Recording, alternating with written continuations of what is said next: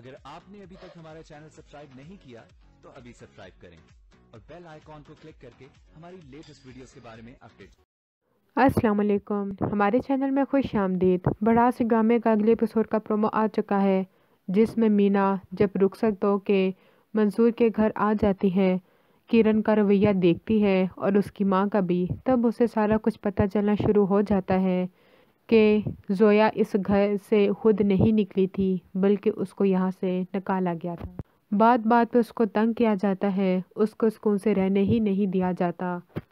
لیکن منصور وہ تو حسن بالکل بھی نہیں ہوتا جو کہ اپنے پھوپھو کی باتیں سنتا رہتا۔ جب بھی اس کی پھوپھو اور کرن کچھ بھی کہنے لگتے وہ ان کو چپ کروا دیتا، جس کی وجہ سے کسی کی بھی ہمت نہیں ہوتی تھی کہ وہ مینا کے آگے کچھ بول سکے۔ دوسری طرف کمال اور زویا ابی کے گھر آ جاتے ہیں، لیکن وہاں پہ کمال کسی کو بھی سکون سے رہنے نہیں دیتا۔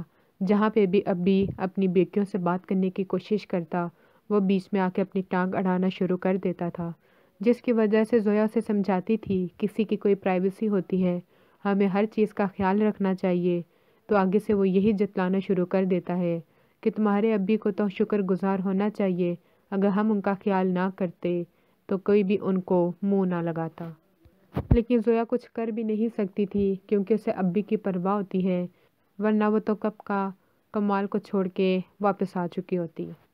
اور ساشا وہ تو شرمندگی کے ماری ہی کسی کو کچھ نہیں بتا پاتی، خاص طور پہ اپنے سسرال والوں کو، کہ اس کا بہنوئی کیسا ہے، اپنا گھر چھوڑ کے اپنے سسرال میں آ کے رہ رہا ہے۔ اگلی ویڈیو تک کے لیے اللہ حافظ۔